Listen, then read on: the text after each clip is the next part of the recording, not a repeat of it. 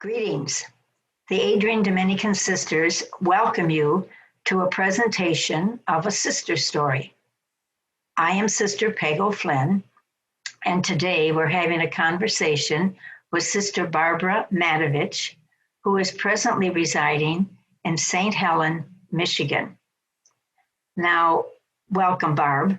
Thank you. Tell us where exactly, for those that don't know Michigan. She's in northern Michigan, not real north. Just tell us where St. Helen is, roundabout.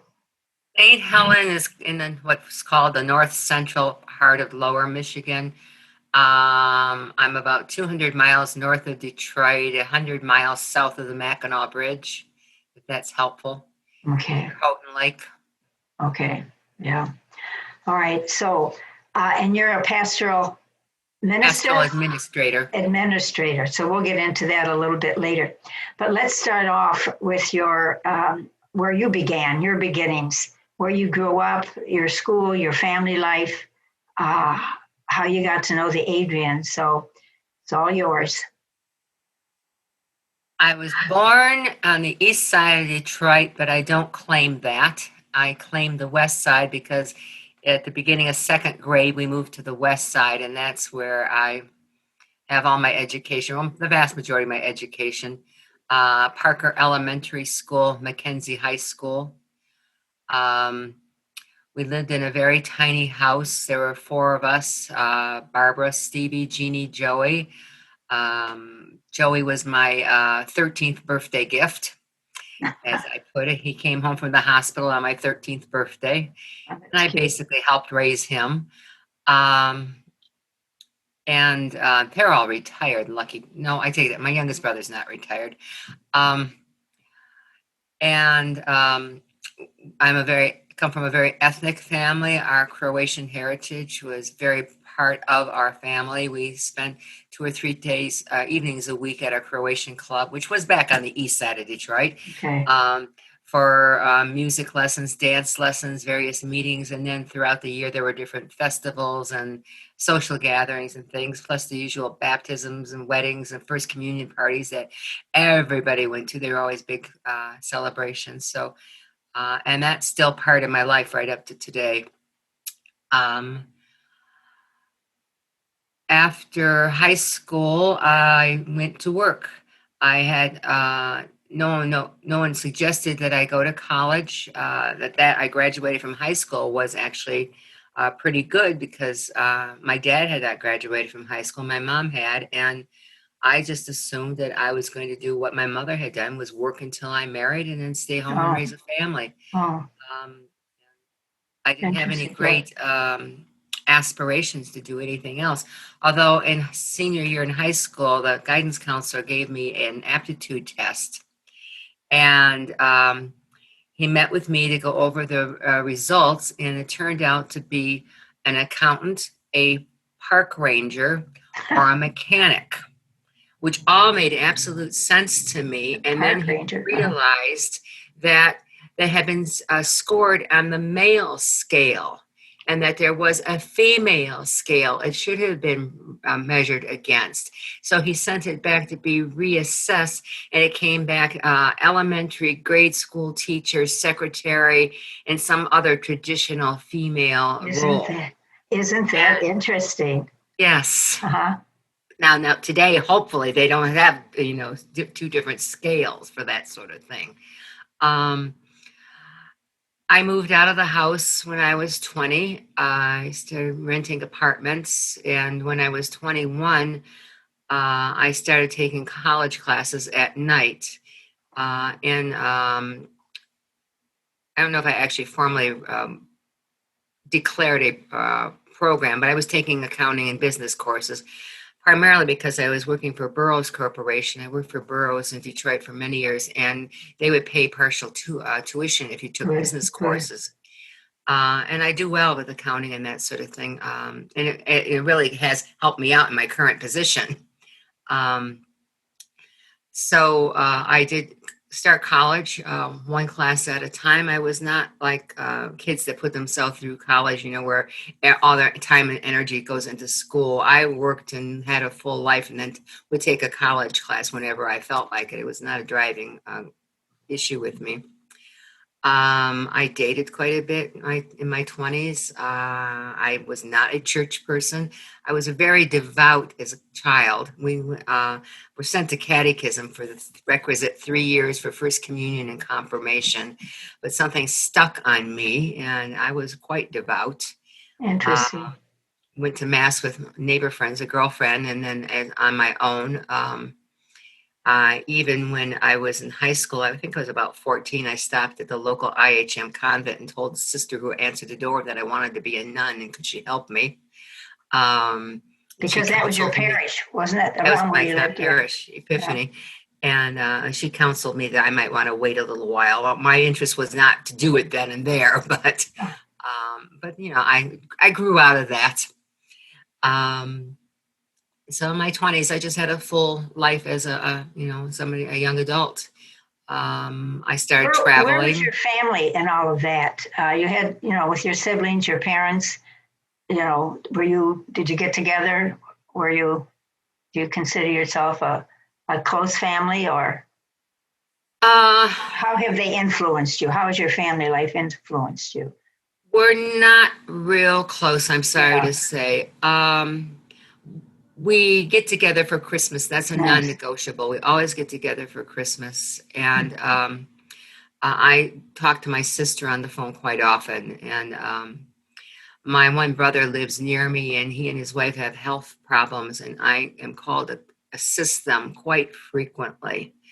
So there's that. And my youngest brother, I don't see too often. Okay. But they're very close to my heart. It's just that we're not real clinging together. Right. Okay. And we all moved out of the house pretty early and went on our own different trajectories. So, but Christmas, even after Mom died, I wondered what was going to happen because Mom was really the glue, and she died young at 60. Cool. But we continued to come together every year, so that was good. My mom and dad got divorced when I was a novice, so I was about 36 when Mom and Dad got divorced. Dad was not the glue in the family. Yeah. Okay. But you were even your little brother was out of the house at that time. Yes, he was newly married. Oh, okay. So you all had your own life's journey. Most certainly, even religiously. I'm the Roman Catholic. My brother is, I'm not quite sure what he is, but he always said if he had a child, he'd get it baptized just in case I'm right and he's wrong. My sister is very involved in her Universalist Unitarian Church. Okay. And my youngest brother is very heavy into Scientology. Okay. So we're all across the board. So must be interesting when you get together. Actually, we don't discuss it. Smart. Or politics. We're all across the board on that too. Yeah, aren't we all? Yeah, very good. But growing up in Detroit was during those times was really, really good. I really didn't get back into church until my very late 20s. I was very involved with a fellow who developed. He had diabetes throughout his whole life, and then his kidneys failed, and it was a downward. He had transplants, and they didn't take, and he slowly passed away. I was 29 when he died, and it just really sent me on a downward spiral. And I can see, right. It was a really hard time for me. I changed jobs. I really didn't know what to do with myself. I was quite distraught, and I found myself back in church, although I did start researching other churches. I never left the practice of the Catholic faith for any reason outside of I was a young adult and I had better things to do. It's hard to get up on Sunday morning. But And I now you're started involved in church work, the irony of yeah. it all. Well, I was looking at, and I realized what I was looking for is I was measuring any church service I would go to against what I remember of the Catholic service. And now today I could say what I was looking for was a more structured ritual or liturgy or something like that. So if I had gone to an Episcopalian church, perhaps they would have gotten me. But I never visited an Episcopalian church, but I did visit a local neighborhood Catholic church, and it was fine. So I just stayed. And I started teaching catechism, and that is not my gift. But shortly thereafter, I discovered Our Lady of the Rosary Church in downtown Detroit. Well, not downtown, New Center area, which was very close to Burroughs. And I got very involved with that, So at first it was a weekday mass or a Friday evening prayer. And pretty soon I was driving back down there for Sunday morning mass and got to know the community, which was a wonderful mixture of local people and suburbanites and everybody else, and we were very involved in the ministry of the city and everything. And did you know the nuns? Nuns? Yes, I got to know the nuns quite well. And Kresge House of Prayer, and it was, I wouldn't say they influenced me to join religious life, but witnessing their lives certainly must have had some impact on me. Good. Yeah, they were an unusual group of women. Yes. One of them became my spiritual director. Wait, we can't. Okay. Did you hear me? No, off and on. So. Oh, one of them became my spiritual director, Peggy. While I was there, I began to discern religious life again. It just became a bug again. And I certainly resisted it because that was nothing. I didn't want to give up my beautiful apartment and my social life and traveling and everything that I held dear, friends and all that. And so I took my time investigating, and I checked out a lot of different communities and visited a lot of communities, the various come and sees. I could see relatively no difference between the IHMs and the Adrian Dominicans. I really looked very closely at the Grand Rapids Dominicans. If one group of Dominicans, how are they different from another group of Dominicans? I looked at the group that was out in Pennsylvania, so now I could have been a Dominican of peace or hope or whatever they are. And ultimately, I was really drawn by the motto to contemplate and to share with others the fruits of our contemplation. That just grabbed my heart back then, and it's still important to me. I mean, I just love that phrase. And so even though the Adrian Dominicans did not respond to my first inquiries, as it turned out, the vocation director was away for the summer studying and nobody was opening up her mail, which they corrected after that when they realized their blunder. I did pursue the Adrians a little bit more and started coming to the come and sees and things like that. And because I took such a long time processing whether or not to enter, I was actually bringing people to visit Adrian because I thought it was just such a wonderful place. And my mother, I had to work with my mother on this. She was just totally opposed to it and uncomfortable and thought I was just, just going off the deep end. But she had no experience of nuns since she was a child, and she just didn't know. And so I asked Lois Paha if I could bring her to the mother house and show her around. And one of the things she wanted to know at one point, she's probably just teasing us, she wanted to know if there were bars on the windows or could I leave. So Lois graciously invited Mom to come visit, and we came on a Saturday and we gave her the royal tour. And wonderful. Took her to mass, and which, she was polite about, and took her to lunch. And that's when we had those beautiful grill work on the windows. And so I pointed out to Mom, look, Mom, there's the grills, on the windows, that's the iron bars, and she was just so impressed, and everybody was so hospitable, and, the facilities were so beautiful and all that. And I felt like a kindergartner. She chatted with Lois about all kinds of stuff, and I just sat back and listened. That's wonderful. I don't know if Lois remembers, but I'm probably the only person who ever brought their mother along for the interview.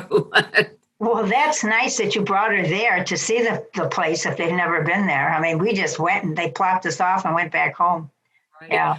Well, I was very close with my mom, and when I made first vows, um, it was important to my mother that we invite an awful lot of more of the extended family and our Croatian friends. So I had a big gathering of people for my first vows, and more than what would be usual. And there were some eyebrows raised, and it was. But she wanted other people to experience what my new life was all about. Oh, that's nice. That's wonderful. And then She she was died a very few proud. months later. Uh-huh. So, it was sort of like it was meant to be. We didn't know she had cancer at that moment, but, a few months later she was gone. So, Oh my uh, word. Uh-huh. so it was all How, meant to be. how timely. How timely. So A great that loss was for you. Hmm. how I ended up in Adrian. And I entered the month before my 33rd birthday, and it'll be 40 years in July. So you do the math. I'm Hmm. older than I look. Although now that I let my hair Yeah, grow gray, I am right. showing my age. Yeah. Our new reality is no hair color. Yeah. Yeah. You came to campus. You entered the year I left. I left in June at Weber Center when I worked at Weber Center the first time. So then you came. That's how come I wasn't around when your crowd. Was there someone else in your crowd? It was a gal from Arizona. She entered, but she left during that winter. Yeah. Yeah. She only stayed Okay. like half Okay. of the first year. Okay. Now your ministerial life. I noticed you were not the teacher. No, No. You never. per, no, you pursued teaching that way. You certainly teach by your life, but you pursued other avenues, and maybe you could share those briefly with us. Well, I wanted to work in parish ministry. That's what I always was drawn to. I had such a good experience at Our Lady of the Rosary in Detroit. And what the sisters were doing there, that's what I felt called to. And so I took my first position at St. Matthias in Sterling Heights, and it was soon evident that I didn't have enough preparation for it. And I didn't even have I felt undereducated for the job, and I was flying by the seat of my pants. Some of it was good because, I learned as I went along and things like that. RCIA was really just jumping off the ground, and I jumped in at a good time. So I learned as we were implementing it all over the place. Um, and I was good pastorally with people, Good. but there were a lot of things, and after 2 years, I asked if I could, this is not good. Well, the first year after profession, I actually stayed in, as we used to say, to finish my bachelor's degree. I had started out in business, and then I had transferred to gerontology before I entered. And I was working on a 2-year program through Madonna College, or Madonna University now, in gerontology. And even in formation, I worked at Maria because that served as my field ed for the gerontology program. Hmm. Hmm. And and then I worked at St. Matthias for 2 years after that. And the formation plan at the time was you had to work or be engaged in something for 3 years before you could apply for further studies. So I talked to my chapter prioress and I said, I really would like to apply for studies, and to get the education I really feel I need for parish work. So she approved it, and I went off to Aquinas Institute for two Oh, years, nice. which was the two best years of my life. I keep thinking I just thoroughly enjoyed the studies, all the opportunities I had. It was my second year was the year they started the common novitiate. So there were an awful lot of people who thought I was there for the novitiate. And I had to keep explaining to sisters, no, I'm not a novice again. I'm just a student. I really enjoyed it. And while I was there, I completed a second semester rather, of CPE. And so my second year at Aquinas, I started working contingently as a chaplain on weekends at the St. Louis University Hospital. And then they hired me full time after I graduated, until I found a position that I really wanted. So it was like they needed to fill a spot, and I was willing to work, open-ended until we are both, they found somebody and I found my position. And so I found a position at St. John the Baptist in Ypsilanti. Meanwhile, they decided they wanted to offer me the job permanently. And so I had to measure which direction to go, because I really enjoyed hospital ministry and I loved living in St. Louis and everything. But I had gone to school. I'd asked to go to school to further my education to work in a parish. So I honored that. So I left the hospital and went to St. John the Baptist, and I was there for 5 years. And as what we call the pastoral associate, and I did a little bit of everything except kids. I don't do kids. I'll play with kids, but I am not an educator. And they were pretty good years. So last year I was appointed a temporary administrator because the priest was removed because of some illness. And I was totally blown out of the water when Bishop Pavich called me and appointed me administrator. And I had never even met the man. And I said, wow. What do I do? It's like, your hidden talents, you don't see them in yourself, but others see them, right? Apparently. Yeah. And so I left there after 5 years, and I went to Maria and worked for a year as a chaplain. And for whatever reason, I was not comfortable there. There was something, I can't even remember now what it was, but it was just not a good fit for me that time, that place. I don't remember now why. And so I left after a year, and I went to work at St. Andrew's in Saginaw. Working in the Saginaw Diocese was a wonderful experience with Ken Untner's direction. Very, very fine. And Sister Ann Sunsi was also on the parish staff, so I got to know Ann. But unfortunately, that parish was very small and very tight on money.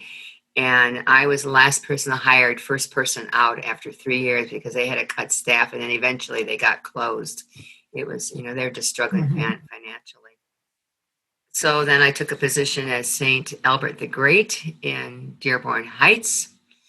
And I was there 2 years, and first year was great. I worked well with the pastor. That pastor got changed unexpectedly. A new pastor came in, and his introductory line to me was, I understand you preach. We will be obedient to the church, and you will do nothing that is disobedient to the church, or something like that. It's like, I'd only preached one time in my whole life in that parish, and it was on Good Friday, and it was not Mass.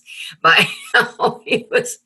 And I just could see the writing on the wall. So I gave him a year. I worked with him for a year to help him with the transition into the parish. And then I left, and I took some time off, and I looked for a new position. And I knew I wanted to lead my own parish, and I tried very hard to find that position. I applied to, I think, almost every diocese across the northern tier of the United States, trying to find something. Got back some lovely letters, and I also got ignored by a lot. And, okay, Barb, we're going to have to, can you get us to the Gaylord Diocese, because we're going to have to draw this to a close. You certainly were well prepared for your present ministry, though. Pastoral. I got hired by Bishop Cooney to work on the diocesan staff in Gaylord, and he knew that I had already applied for a parish. So after working on his staff for 3 years, he appointed me pastoral administrator at St. Helen. And St. Helen, I've been here 17 years. Wow. My gerontology background plays an important role, because I would say 97% of my parishioners are well above retirement age. We have one family with a child. Everybody else is, I'd say, retired. What's the most gratifying thing for you in that ministry? And perhaps it's something you learned about yourself in the process, in that present ministry. Well, I'm a jack of all trades. I've learned a lot of skills. Yeah. Sometimes I question why I studied theology and I didn't study, furnace maintenance and plumbing and those sort of things, parking lot surfacing. I remodeled the church. That was fun. But just the interaction with people. It's always the interaction with people. Sunday mornings, I just love, just getting to say good morning to everybody, hear their stories, chit chat with them after Mass, visit the homes, be with them during times of crisis. We do a lot of funeral ministry here, and just being with the people. Mhm. A lot of the people have had crises in their lives, their children and grandchildren. I just this weekend, I heard a woman told me that 2 of her grandchildren overdosed this past winter. I hadn't seen her because of COVID, and that's what she shared with me this weekend. And it's like, so those sort of things, I don't enjoy hearing those sorts of stories, but being able to be present to them. Mm-hmm. Anyway, I can't hear you.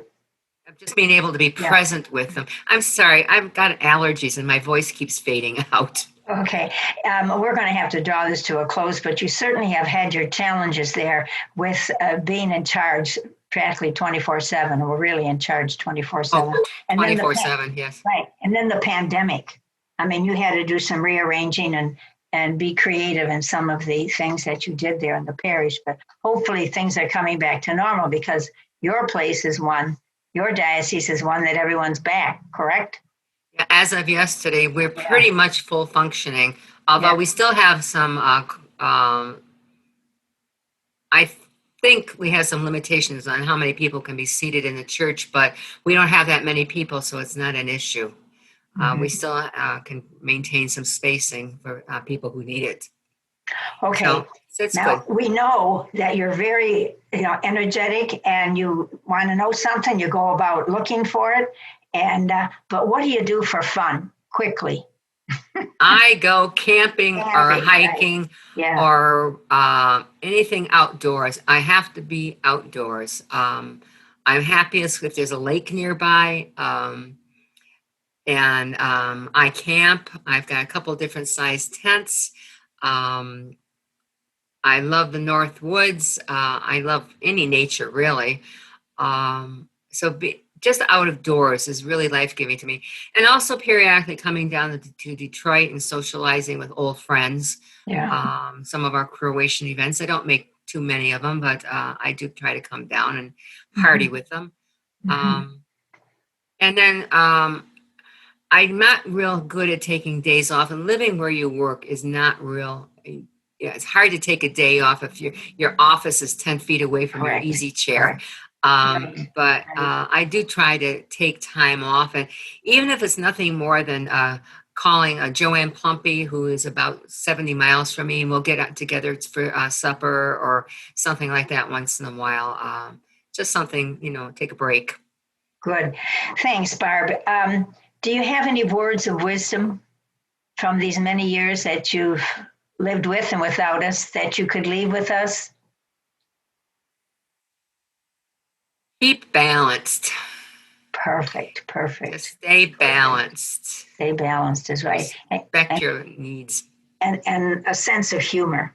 Oh, absolutely. Maintain a sense of humor. Well, thank you so much for your time, much of your time, in sharing your story with us.